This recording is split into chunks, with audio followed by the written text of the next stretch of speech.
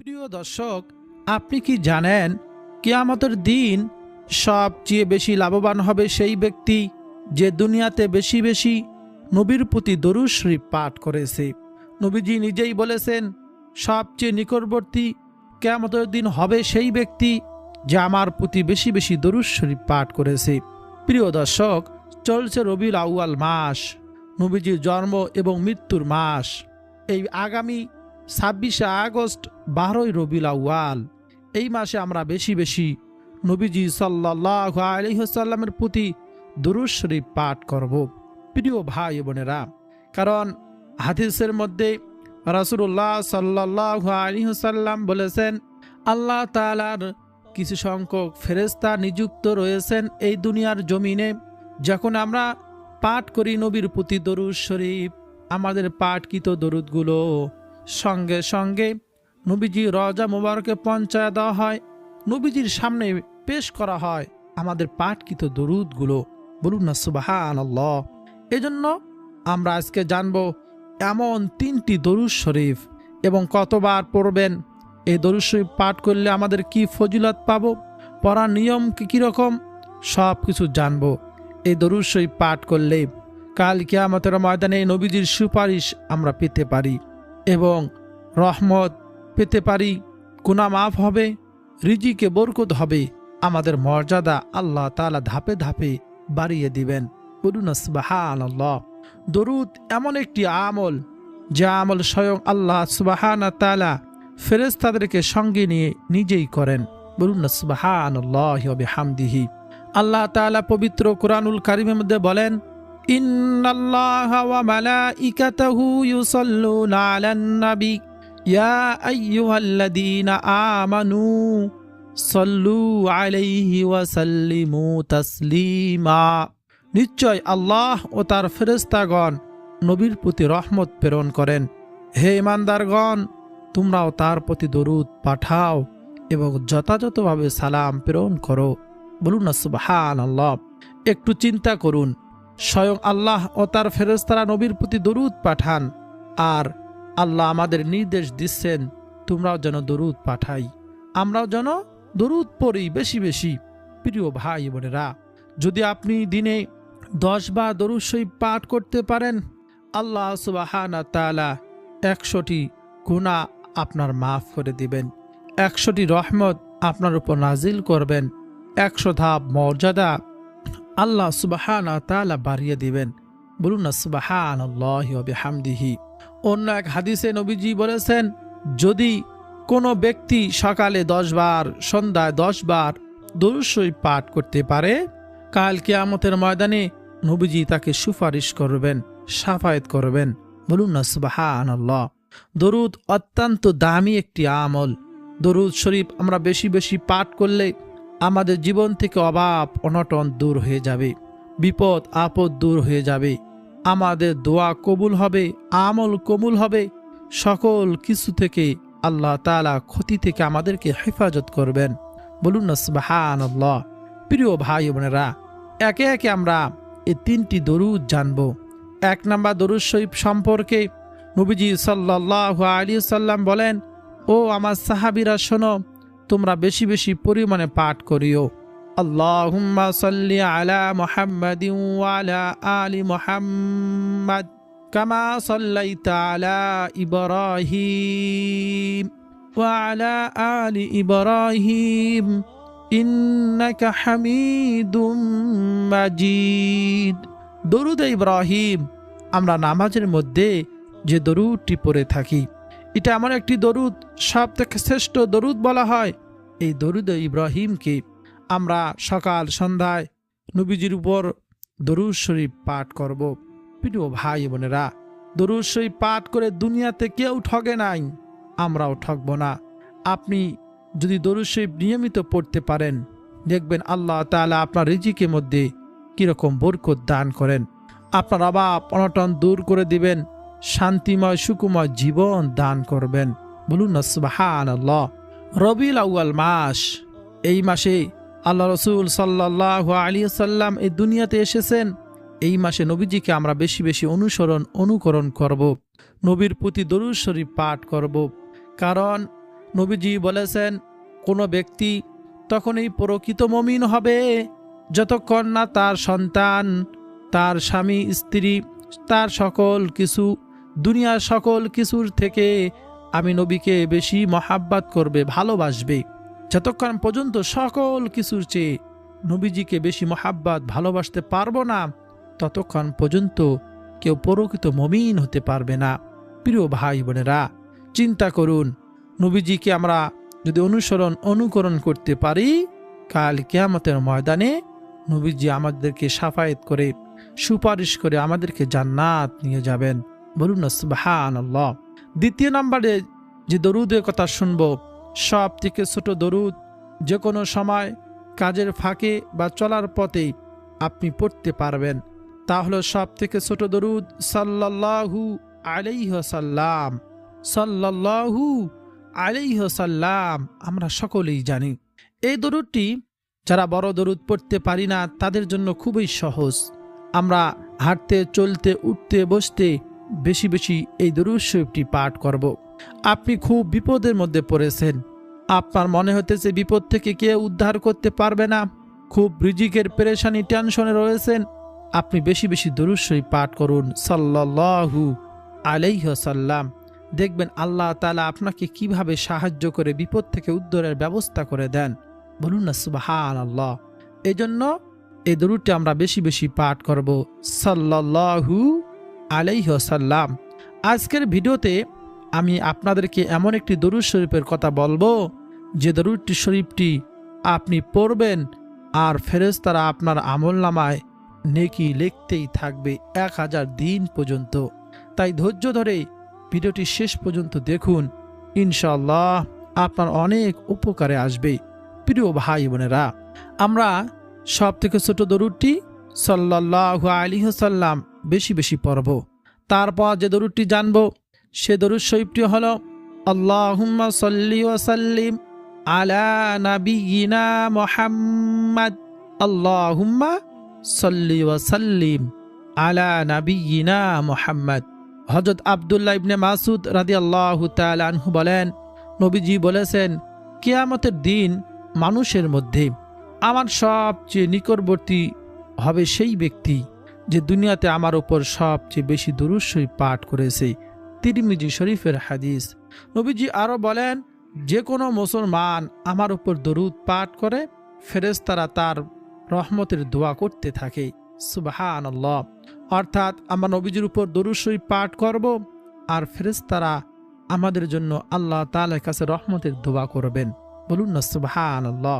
অন্য হাদিসে এসেছে, তোমাদের সমস্যা সমাধান ও গুনাহ মাফের জন্য দরুদকে অধিক পরিমাণে পাঠ করো। সুবহানাল্লাহ। প্রিয় দর্শক শ্রোতা, রাসূলুল্লাহ সাল্লাল্লাহু আলাইহি ওয়াসাল্লাম আমাদেরকে জাহান্নামের কঠিন শাস্তি থেকে, আযাব থেকে বাঁচানোর জন্য কত কষ্ট সহ্য করেছেন। তার সামনে তার প্রিয় সাহাবীদেরকে নির্যাতন করা হয়েছে, তবুও তিনি আমাদের জন্য দোয়া করেছেন, আমাদের জন্য কত কষ্ট করেছেন। কাল কিয়ামতের ময়দানে সকলে নিজের চিন্তা বিভোর থাকবে। নবীজি আল্লাহ তাআলার কাছে বলবেন, হে আল্লাহ, আমার উম্মতকে ক্ষমা করো। এই নবীর প্রতি আমরা বেশি বেশি দরুদ শরীফ পাঠ করব। প্রিয় ভাই বোনেরা, নবীজি সাল্লাল্লাহু আলাইহি ওয়াসাল্লামের প্রতি যদি বেশি বেশি দরুদ শরীফ পাঠ করতে পারি, নবীজিকে অনুকরণ করে চলতে পারি, কাল হাসরের ময়দানে নবীজি সাল্লাল্লাহু আলাইহি ওয়াসাল্লামের হাতে হাউজে কাউসারে পানি পান করতে পারবো। আল্লাহ তাআলা যেন আমাদের সবাইকে সে তৌফিক নসিব দান করেন। সকলে বলি আমিন। এখন যে দরুদ শরীফটির কথা জানবো, তা হলো অনেক ফজিলতপূর্ণ, গুরুত্বপূর্ণ, দামি একটি দরুদ। তা হলো নবীজি সাল্লাল্লাহু আলাইহি ওয়াসাল্লাম সাহাবা কেরামদেরকে ডেকে রেখে বলেন, ও আমার সাহাবীরা, আমি কি তোমাদেরকে এমন একটি দরুদ শরীফের সাথে পরিচয় করিয়ে দেব না, যে দরুদ তোমরা যদি একবার পাঠ করতে পারো, আল্লাহ রাব্বুল আলামিনের 70 জন রহমতের ফেরেশতা 1000 দিন পর্যন্ত অনাবরত শুধু তোমাদের আমলনামা লিখতেই থাকবে। সুবহানাল্লাহ। সাহাবায়ে কিরাম তো ছিল আমলের জন্য অনেক বেশি পাগল। সাহাবায়ে কিরাম বললেন, ইয়া রাসূলুল্লাহ, বলুন কোন সেই দরুদ? নবীজি সাল্লাল্লাহু আলাইহি সাল্লাম বলেন, যদি কোনো ব্যক্তি একবার বলতে পারে জাযাল্লাহু আন্না মুহাম্মাদান মা হুয়া আহলু, ছোট্ট একটি দরুদ, জাযাল্লাহু আন্না মুহাম্মাদান মা হুয়া আহলু, তাহলে আল্লাহ রাব্বুল আলামিনের ৭০ জন রহমতের ফেরেশতা ১০০০ দিন পর্যন্ত অনাবরত শুধু তার আমল নামায় নেক লিখতেই থাকবে। বলুন না সুবহানাল্লাহ। নবীজি বলেন, ও আমার উম্মতেরা, যদি কোনো ব্যক্তি জাযাল্লাহু আন্না মুহাম্মাদান মা হুয়া আহলু পাঠ করে, তাহলে ১০০০ দিন পর্যন্ত আল্লাহ রহমতের ফেরেশতা তার আমল নামায় লিখতেই থাকবে। কারণ আমার নবী এমন রহমতের নবী। সাহাবায়ে কেরামগণ বলেন, নবীজি সাল্লাল্লাহু আলাইহি সাল্লাম যখন রাস্তা দিয়ে হাঁটতেন, আমরা তাকিয়ে তাকিয়ে দেখতাম আকাশের মেঘগুলো নবীজিকে ছায়া দান করত, যাতে নবীজির শরীরে সূর্যের আলো না পড়ে। বলুন না সুবহানাল্লাহ। দরুদ পাঠ করে, নবীজির গুণগান গাইয়ে, নবীজিকে অনুকরণ করে কেউ ঠগে নাই, আমরাও ঠকবো না ইনশাআল্লাহ। আমরা সবাই জানি যে হযরত শেখ সাদী রহমতুল্লাহ আলাই বিখ্যাত একজন আল্লাহর ওলি ছিলেন, আল্লাহর পেয়ারা বান্দা ছিলেন। সেই শেখ সাদী রহমতুল্লাহ আলাই নবীজির শানে লিখেছিলেন, বালাগল উলা বিকামালিহি কাশাফাতু বিজামালিহি হাসানাত জামিউ খিসালিহি সাল্লু আলাইহি ওয়া আলিহি। এই কবিতাটা শেখ সাদী রহমতুল্লাহ আলাই তিনি নবীজির শানে লিখেছিলেন। তো সেই শেখ সাদী যখন মৃত্যুবরণ করল, তখন তার খাদেম তাকে স্বপ্নের মাধ্যমে দেখতে পাইল। শেখ সাদী রহমতুল্লাহ আলাই তাকে স্বপ্ন যুগে জিজ্ঞেস করল, তার খাদেম, ও শায়েখ, আপনার সাথে কবরে জিন্দিগিতে কেমন ব্যবহার করা হয়েছে, এখন আপনি কি অবস্থায় আছেন, আপনি কেমন আছেন? শেখ সাদী রহমতুল্লাহ আলাই সেই তার খাদেমকে বলেছিলেন, ও আমার খাদেম শোনো, আল্লাহ তাআলা আমাকে ক্ষমা করে দিয়েছেন শুধু একটি নাতে রাসূলের কারণে। সেই শেখ সাদীর খাদেম জিজ্ঞেস করল, কি সেই নাতে রাসূল? তখন শেখ সাদী রহমতুল্লাহ আলাই আবার কবিতাটা শুনিয়ে দিয়েছিলেন, বালাগল উলা বিকামালিহি কাশাফাতু বিজামালিহি হাসানাত জামিউ খিসালিহি সাল্লু আলাইহি ওয়া আলিহি। বলুন না সুবহানাল্লাহ। এজন্য আমরা অবশ্যই নবীজির উপর বেশি বেশি দরুদ শরীফ পাঠ করব। সর্বশেষ সবচেয়ে গুরুত্বপূর্ণ ফজিলতপূর্ণ একটি দরুদ আপনাদেরকে বলে দেই, তা হলো হযরত আবু হুরায়রা রাদিয়াল্লাহু তাআলা আনহু বর্ণনা করেন, ও দুনিয়ার মানুষ শোনো, কোনো ব্যক্তি যদি শুক্রবার জুমার দিন আসরের নামাজের পর যে স্থানে বসে সে আসরের নামাজটা আদায় করেছে, ওই স্থানে বসে যদি এই দরুদটা মাত্র ৮০ বার পাঠ করতে পারে, তাহলে আল্লাহ রাব্বুল আলামিন তার ৮০ বছরের গুনাহকে মাফ করে দিবেন। সুবহানাল্লাহ। তাই শুধু নয়, তার ৮০ বছর নফল ইবাদত বন্দেগী করা সব তার আমল নামার মধ্যে দিয়ে দিবেন। বলুন না সুবহানাল্লাহ। আবু হুরায়রা রাদিয়াল্লাহু তাআলা আনহু বলেন, আমি নবীজির পবিত্র জবান মোবারক থেকে এই কথা শুনেছি। বলুন না সুবহানাল্লাহ। আর সে দরুদ শরীফটি হলো, আল্লাহুম্মা সাল্লি আলা মুহাম্মাদিন নাবিয়িল উম্মিয়্যি ওয়া আলা আলিহি ওয়া সাল্লিম তাসলিমা। আবারও বলতেছি, আল্লাহুম্মা সাল্লি আলা মুহাম্মাদিন নাবিয়িল উম্মিয়্যি ওয়া আলা আলিহি ওয়া সাল্লিম তাসলিমা। আমরা প্রত্যেক শুক্রবার জুমার দিন আসরের নামাজের পর বসে হাতের কড়ায় গনে গনে অথবা তাসবির মধ্যে গনে গনে আমরা ৮০ বার পাঠ করব এই ছোট্ট দরুদটি।